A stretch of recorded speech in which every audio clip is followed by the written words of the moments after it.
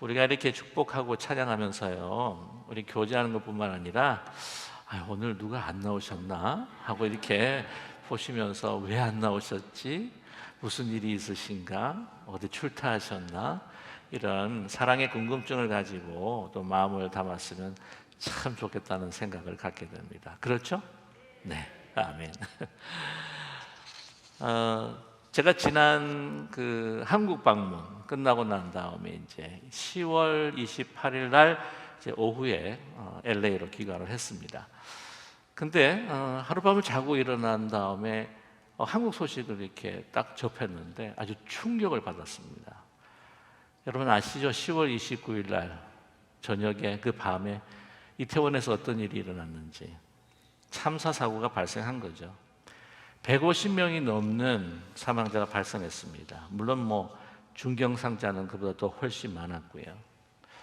가장 최근 소식, 이 군의 한 장병이 이제 내사 판정을 받기 전에 장기를 기증했다라고 하는 소식을 듣게 됐는데 그 사람을 포함해서 이제 157명이 되었습니다.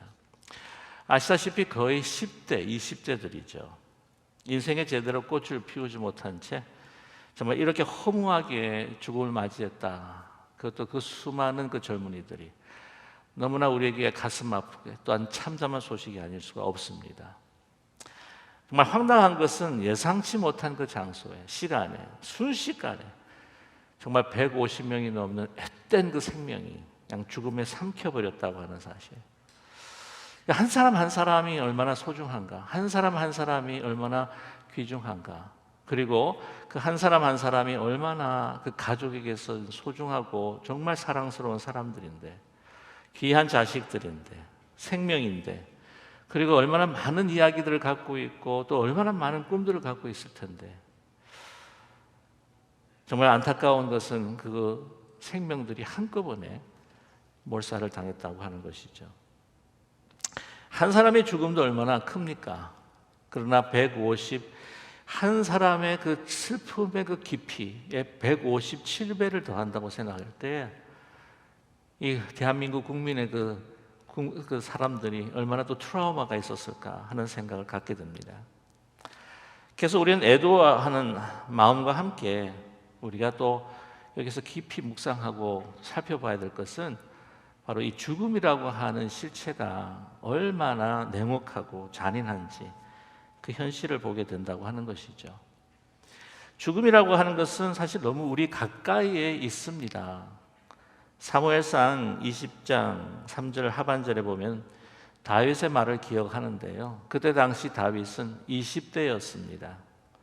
나와 죽음의 사이는 한 걸음뿐이니라. 나와 죽음의 사이는 한 걸음뿐이다.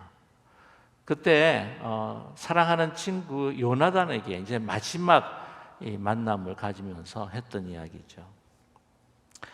죽음이라고 하는 것은 남녀노소를 가리지 않습니다. 먼저 태어났다고 해서 먼저 가는 것도 결코 아니죠. 정해진 순서가 없다는 것입니다. 여러분, 코로나로 인해서 참 많은 분들이 죽으셨어요. 미국만 해도 작년 2021년에 통계를 보니까 46만 명이 죽었습니다. 사망했습니다. 근데 작년 미국의 사망자 숫자가 총계가 나왔는데 345만 9천 명으로 집계됩니다. 근데 1위가 뭘까요? 심장병입니다. 그래서 그 숫자가 69만 3천 명. 2위가 뭘까요? 암입니다. 60만 4,500명. 그래서 코로나가 3위가 된 것이죠. 이제 코로나 사망 숫자가 이제 작년에 비해서 올해는 더 줄어들 것이다라고 이제 예상을 하는데, 이 암이나 이 심장병은 결코 줄어들 것 같지는 않다라고 그렇게 예상을 합니다. 이럴 때 갑자기 생각이 나는 것이 있죠. 교통사고는 얼마나 사망자를 냈을까? 2021년 그 교통사고로 사망한 분은 42,915명입니다. 그래서 암과 또한 이 심장병에 비하게 되면 참 숫자가 좀 적다 하는 생각이 들게 되죠. 이런 통계를 보면서 살아가면서 나는 결코 죽지 않을 것이다, 죽음은 나와 상관이 없다라고 생각하는 분은 아마 없으실 겁니다. 하지만 죽음은 나에게서 멀다라고 생각한다면 큰 오산입니다. 아무리 삶에 문제가 많다, 내 현재의 삶이 너무 고통스럽다, 정말 네 현재의 문제를 참 이겨내기가 힘들다라고 생각한다 할지라도 여러분, 죽음만큼 인생에 큰 문제가 없습니다. 아유, 주일 오후부터 이렇게 죄송합니다. 외람 때지만 재수 없게 자꾸 죽는다는 이야기를 해서 요즘도 우울하고 좀 힘들고 어려운데 왜 그런 이야기를 하나라고 생각하시는 분이 계실지도 모릅니다. 저희 기분 우리 교회는 아마 없을 거라 생각하고요. 하지만 기독교는 우리 신앙에 있어서 그 핵심 중에 핵심이 뭐냐면 바로 죽음의 문제를 해결받는 겁니다. 죽음의 문제에 답을 가지고 있는 사람이 바로 그리스도인들입니다. 죽음의 문제에 답을 가지고 있는 사람과 답을 가지고 있지 않는 사람의 이 현실의 삶의 그 모습은 천지차이입니다. 여러분 동의하시나요? 19세기 뛰어난 전도자 D.L. 무디 목사님이 계십니다. 한 번은 미국의 5대 호수 중이었던 미시간 호수를 이제 배를 타고 이제 건너가는데 갑자기 광풍이 붑니다. 사람들이 화들짝 놀랍니다. 배가 그 큰 배지만 뒤집어 엎어질 정도의 큰 광풍이 불었습니다. 탑승한 승객들이 두려움에 떨기 시작하면서 빨리 즉시 기도회를 열자라고 하면서 기도회를 열었던 거죠. 그러면서 자기들을 구해달라고 하나님 앞에 매달리며 기도를 하는데 정작 D.L. 무디 선생님은 그 기도에 참여하지 않으셨습니다. 사람들이 왜 그 기도에 참여하지 않습니까? 라고 물었을 때에 이렇게 대답하셨습니다. 저에게는 두 여동생이 있습니다. 한 여동생은 시카고에 살고 있고 한 여동생은 천국에 살고 있습니다. 저는 오늘 밤 어떤 동생을 만나든지 저는 관계가 없습니다. 라고 대답했다고 합니다. D.L. 무디 선생님에게 있어서는 죽음과 생명에 경계선이 없으셨습니다. 그냥 죽음과 이 생명, 삶이라고 하는 것을 그냥 하나님의 세계 안에 있는 그냥 일상의 생활처럼 사셨다고 하는 것이죠. 살아도 좋고 죽어도 좋다는 거예요. 여러분, 이렇게 살아도 좋고 죽어도 좋다라고 하는 이렇게 담대한 사람, 모든 인생의 문제를 해결받은 사람을 오늘 성경 본문에서 우리는 만나게 되죠. 그가 바로 바울 사도입니다. 바울 사도는 오늘 21절에서 이렇게 고백하죠. 이는 내게 사는 것이 그리스도니 죽는 것도 유익함이라. 내게 사는 것이 그리스도니 내가 죽는 것도요 손해가 아닙니다. 내가 유익함이라. 그는 빌립보서를 쓰고 있는 당시에 로마 감옥에 갇혀 있습니다.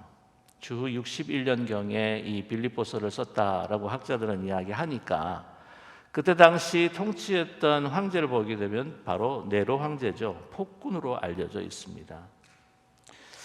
그는 어떠한 처사를 할지 다 알 수가 없는 상황이죠.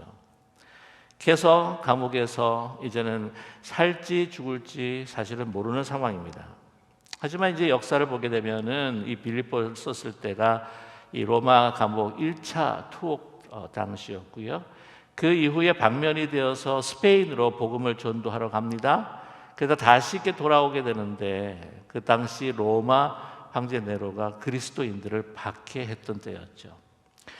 로마시가 불타버렸다고 하는 것 여러분 잘 알고 계시죠? 그 책임을 이제 면하기 위해서 이제 그리스도인들에게 다 뒤집어 씌웠지 않습니까?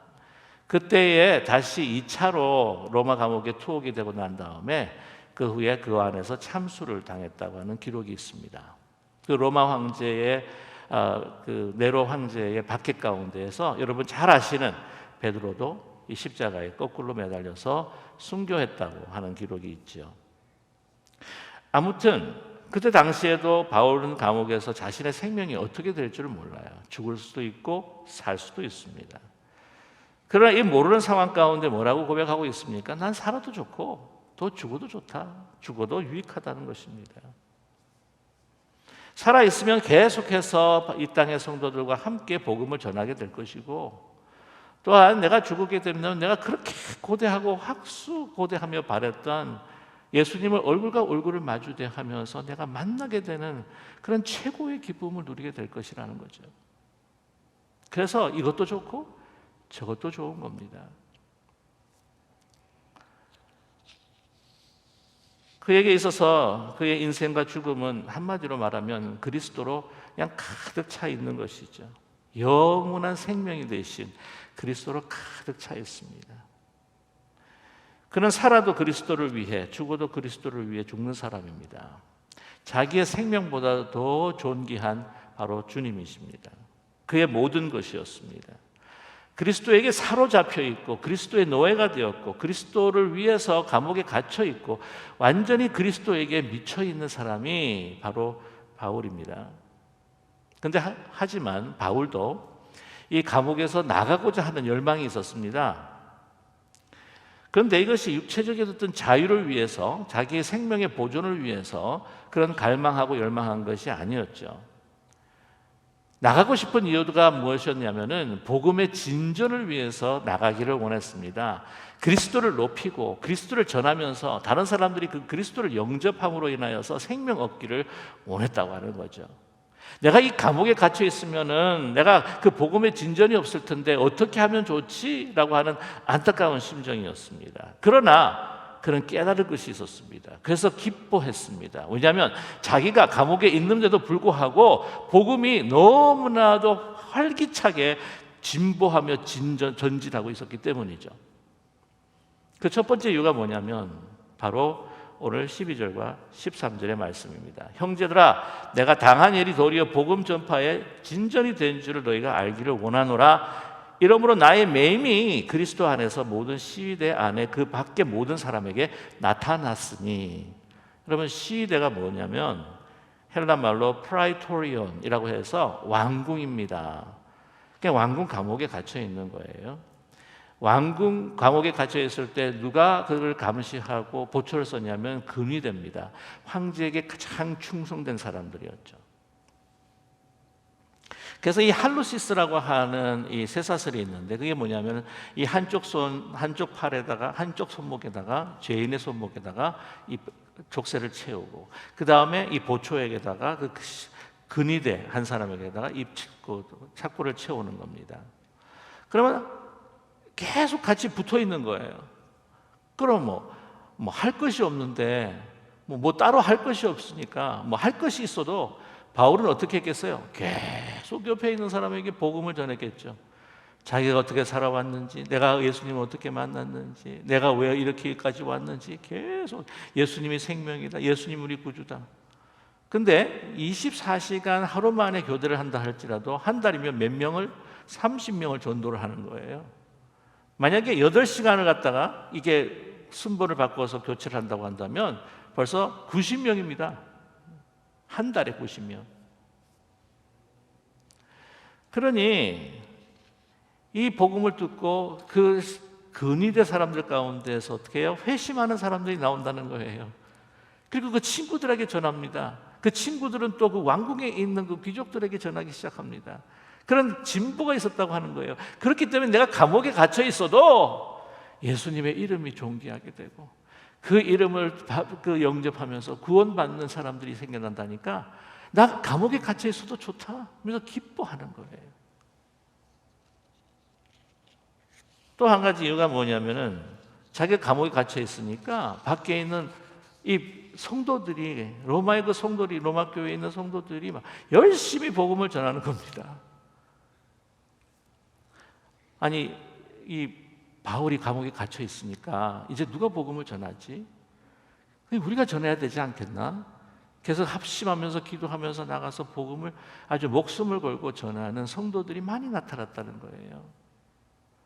일제 강점기 시대 때 신사참배에 이 무릎을 꿇지 않고 감옥에 갇혔던 이 목회자들, 그 목회자들을 섬겼던 우리 교회들 보게 되면은 목사님이 갇혀버리고 있으니까, 지도자들이 갇혀 있으니까 어떻게 해야 되지? 라고 하다가 기도하면서 그분들이 아직 안 계시니까 우리가 더 전도하고 우리가 더 하나가 되어서 교회를 섬기며 받들자. 그래서 더 교회가 부흥했다고 하는 기록이 있지 않습니까? 세 번째 이유가 있습니다. 세상에 바울 사도를 괴롭히기 원하는 질투로 이 복음을 전하고 하는 사람을 통해서 복음이 전진한다는 거예요. 15절과 17절의 말씀입니다. 어떤 이들은 투기와 분쟁으로, 어떤 이들은 착한 뜻으로 그리스도를 전파하나니 이들은 내가 복음을 변증하기 위하여 세우심을 받은 줄 알고 사랑으로 하나. 착한 뜻으로 이제 전파하는 사람도 있다는 거예요. 그러나 어떤 이들은 투기와 분쟁으로 하는데 17절 말씀입니다. 그들은 나의 매임의 괴로움을 더하게 할 줄로 생각하여 순수하지 못하게 다툼으로 그리스도를 전파하느니라. 여기서 다툰다라고 하는 헬라 말은 에리데이아스라고 하는 말로 라이벌 의식을 가지는 거예요. 질투하고 시샘합니다. 내가 이것으로 인해서 얻는 대가가 있습니다. 그런 말이에요. 그러니까 복음 전파 자체에 대해서 하나님을 사랑하고 또한 이 생명들을 사랑해서 하는 것이 아니고 시샘하는 겁니다. 아직 바울이 아주 그렇게 유명하고 또한 현명한 바울 사도라고 한다고 하는데 그 로마 교회나 그 근처에 있는 그 교회에 이 교사들 가운데 내가 더 이 교회에 영향력을 미쳐야지 라고 하는 마음을 가지고 잘됐다, 이제 감옥에 갇혔으니까 우리가 더 활동해야지. 그리고 그를 감옥에 갇힌 거 봐라, 하나님이 그를 막으신 거냐 아니냐, 그렇게까지 폄하하면서 막 열심으로 시샘을 내면서 자기 영향력을 더 확산시키기 위해서, 자기의 이름을 더 높이기 위해서 막 복음을 전한다고 하는 겁니다. 그랬을 때 바울은 뭐라고 합니까? 18절에서 그는 이렇게 이야기합니다. 그러면 무엇이냐? 거칠애로 하나 참으로 하나 무슨 방도로 하든지 전파되는 것은 그리스도니 이로써 나는 기뻐하고 또한 기뻐하리라. 나를 시샘해서 나를 폄하하고 싶은 사람, 나를 능욕하고 싶은 사람이 더 많은 복음을 전하고 그것으로 인해서 그리스도의 그 생명이 나타나고 또한 많은 사람들이 돌아온다면 나는 그걸로 얼마나 기쁜지 모른다. 자기는 없는 거예요. 그럼 우리가 살아가면서요, 이런 분들이 계시지 않습니까? 내가 해야만 된다. 다른 사람이 하는 거는 뭐 꼴을 못 봐가지고 죄송합니다. 다른 사람들 하는 거는 뭐 시기 질투 나서 못 보고, 자기가 못하는 거면 다른 사람이 하는 건 그것을 어떻게 하든지 못하게 하려고 하는 거고, 그러면서 자기가 드러나야 되고 자기가 해야 되고 자기가 성취해야 되고 자기가 과업을 이루어야 된다고 하는 거예요. 그래서 자기를 나타내고자 하고 싶은 그런 욕망이 우리 사람들에게 있다는 것이죠. 그러나 바울이 이처럼 기뻐할 수 있는 건 뭐냐면 예수 그리스도로 가장 자기의 생명보다 그리스도를 더 존귀하게 여기는 그 마음, 그리스도로 가득 차 있기 때문이라는 것이죠.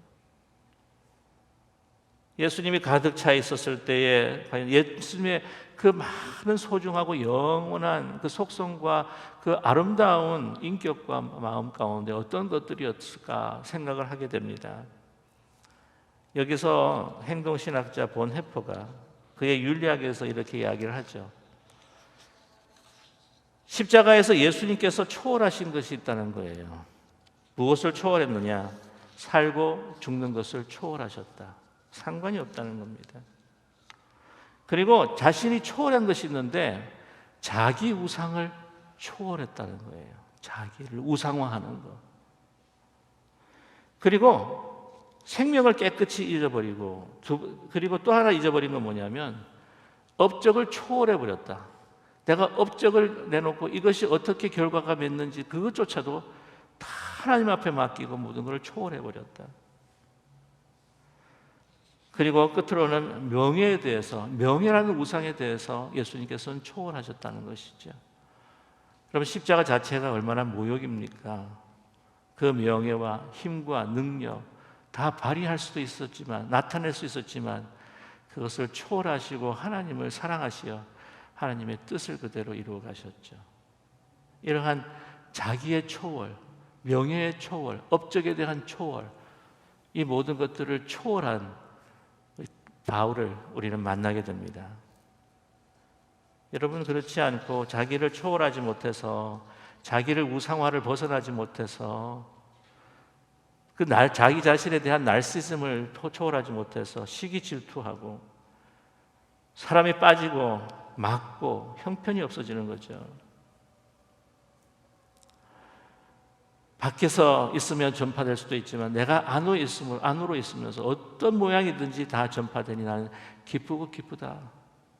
여러분, 이렇게 온전히 주님 앞에 헌신하는, 내 생명보다, 내 명예보다, 내 업적보다, 내 자존심보다 더 예수 그리스도가 존귀하다고 하는 것을 우리에게 보여주는 바울의 아름다운 모습입니다. 헌신입니다. 근데 여러분, 세상에 보게 되면요, 이렇게 헌신한 사람들이 있는데 잘못된 헌신들을 하는 사람들이 있어요. 이렇게 주님 앞에 헌신하면 하나님의 창조가 일어나고 생명이 우리의 모든 공동체 안에 일어나는데 그 반대가 일어납니다. 여러분, 이념에 헌신하는 사람들이 있죠. 근데 그 사람들 무섭습니다. 여러분, 한 공산당 청년이 공산주의에 심취하면서 자기와 약혼했던 사람과 파혼하면서 보내는 편지에 이렇게 글을 적어 보냅니다. 공산주의에 심취한 후 내가 끔찍이도 열심히 내는 것이 한 가지가 있다. 그것은 공산주의의 대의를 위해 투쟁하는 것이다. 그것이 나의 인생이요, 나의 일이요, 종교요, 취미요, 연인이요, 아내요, 주인이요, 나의 빵과 고기이다. 나는 낮에는 공산주의를 위해 일하며 밤에는 공산주의의 꿈을 꾼다. 나의 열정은 시간이 갈수록 약해지지 않고 자라나기만 한다. 그러나 나의 인생을 좌우하고 인도하는 힘과 관련 없는 우정이나 연애나 대화까지도 내겐 아무런 의미가 없다. 나는 어떻게 공산주의 대의의 여하에 미치는가에 따라, 그 태도에 따라 상대방의 가치와 이념과 행동을 평가한다. 나는 나의 이념 때문에 감옥에 다녀왔다. 필요하다면 사형 때라도 나갈 준비가 되어 있다. 대단하지 않습니까? 그래서 레닌이 뭐라고 그런 줄 아시죠? 나에게 이 공산주의에 헌신할 수 있는 10사람만 주십시오. 이 세상을 공산주의로 다 뒤집어 놓겠습니다. 얼마나 이 공산주의에서 이 세계가 불바다가 되었고 피바다가 되었습니까? 그게 아니라는 거죠. 정말 그리스도에 헌신하면 우리는 생명과 죽음에 한계선이 없고, 정말 이 주님께 헌신하고 하는 주님을 존귀하게 여길 때에 우리 공동체뿐만, 우리의 가정뿐만 아니라 우리의 교회 모든 공동체가 정말 생명으로, 기쁨으로, 평강으로, 사랑으로 가득 넘치게 된다고 하는 사실이죠. 바울은 완전히 그리스도에게 사로잡혀 있는, 자기의 생명보다 그리스도를 존귀하게 여기는, 그 없이 살 수 없는, 내가 살아도 주를 위해 살고 죽어도 주를 위해 죽는, 완전히 심취되어 있는 바로 예수 중독자라고 말할 수 있습니다. 여러분, 중독자 하니까 좀 확 마음이 다치시는 기분이 들 것 같은데, 예수 중독자는요, 여수 손양원 그 사랑의 원자탄이라고 하는 손양원 목사님께서 지은 시가 바로 이 예수 중독자입니다. 여러분 잘 아시죠? 손양원 목사님은 그 호남 지역에서 한센씨 병의 병자들을 위해 목회하고 그들을 치료하고 그들을 돌보신 분뿐만 아니라 여수 순천 반란 사건 때 자기 두 아들을 그 공산주의자에 의해서 살해를 당하게 됩니다. 그러나 그 죽인 살인자를 자기의 양자로 삼아서 정말 회심케 해서 목회자로 세우게 되죠. 나중에 결국에는 공산주의자의 손에 의해서 순교를 당하시는 정말 소중한, 우리 역사의 길이 빌랄 아주 훌륭한 우리 민족 지도자일 뿐만 아니라 또한 그리스도인입니다. 그래서 여러분, 우리가 이스라엘 성지도 좋고 터키 성지도 우리가 또 가봐야 하게 되겠지만은요, 한국에는 이런 훌륭한 분들을 이렇게 기념하는 많은 성지들이 있습니다. 그래서 한국에 가서 항상 우리가 하는 이야기가 한국 가면 먹거리도 좋고 뭐 놀기도 좋고 뭐 그렇다는데, 가시면 이 성지들이 있는데 한번 찾아보시면 좋겠어요. 제가 애양원을 한번 방문한 적이 있는데 거기에 들어가면 이 시가 적혀 있습니다. 나는 예수 중독자가 되어야 하겠다. 술 중독자는 술로만 살다가 술로 인해 죽게 되는 것이고, 아편 중독자는 아편으로 살다가 아편으로 죽게 되나니 우리도 예수의 중독자가 되어 예수로 살다가 예수로 죽자.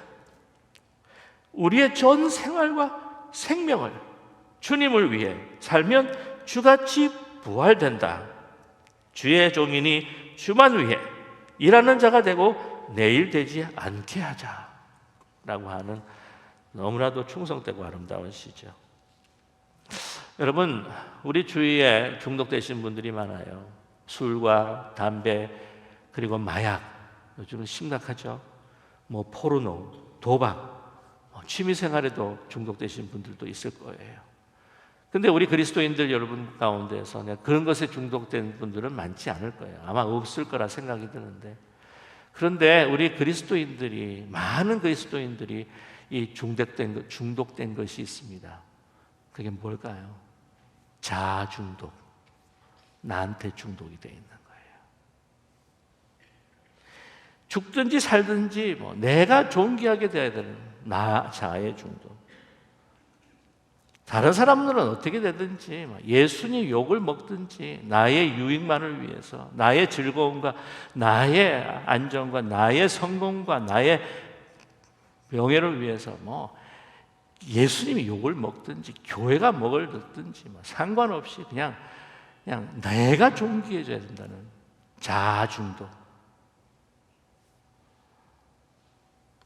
나의 생각, 내 이름이 손해보면 안 되겠다는 생각, 내 의견에 중독되고 내 자존심에 중독되고 내 유익에 중독되고, 우리 한국 분들 가운데 내 기분에 중독이 되고, 그냥 생각나는 것도 나, 만져지는 것도 나, 느끼는 것도 나, 조금 더 나가면은 내 가족에 중독되고 내 기업에 중독되고.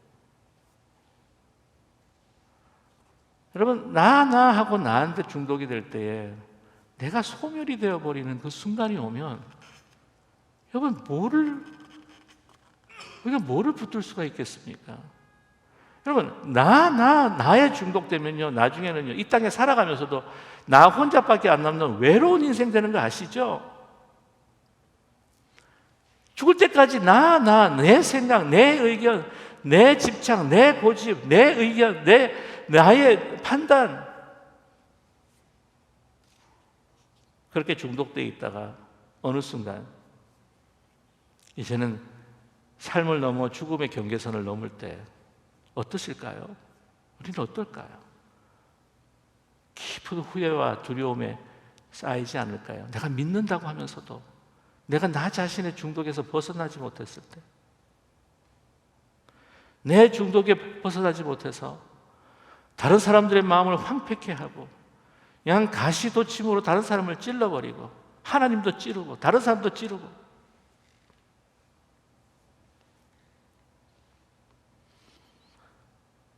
그 죽음의 앞의 순간에 그리스도가 아니라 나 혼자만 남아있다면 그 죽음의 경계선을 어떻게 그렇게 후회 없이 담대하게 평안하게 넘을 수가 있겠습니까? 나의 생명 대신 그리스도가 존귀하게 되고, 우리의 신앙이라고 하는 것이 여러분 아시잖아요. 나의 중심으로부터 시작해서 하나님의 중심으로, 그리스도를 중심으로 가는 것이 바로 우리의 신앙의 움직임인데, 사랑을 따라 사랑을 향해서 움직이는, 영원한 사랑을 향해서 움직이고 영원한 생명을 위해 향해서 움직일 때에 우리는 정말 죽음과 이 생명, 죽음과 삶이라고 하는 것이 경계선 없이 일상처럼 그렇게 평안하게 담대하게 후회 없이 살아가게 되지 않을까요? 죽든지 살든지 내 몸에서 그리스도만이 정말 존귀하게 되고 우리의 삶이 그리스도로 가득 찰 수 있는 인생의 최고의 복을 누리는 저와 여러분이 되시기를 주님의 이름으로 간절히 축복합니다. 기도하겠습니다. 사랑의 하나님,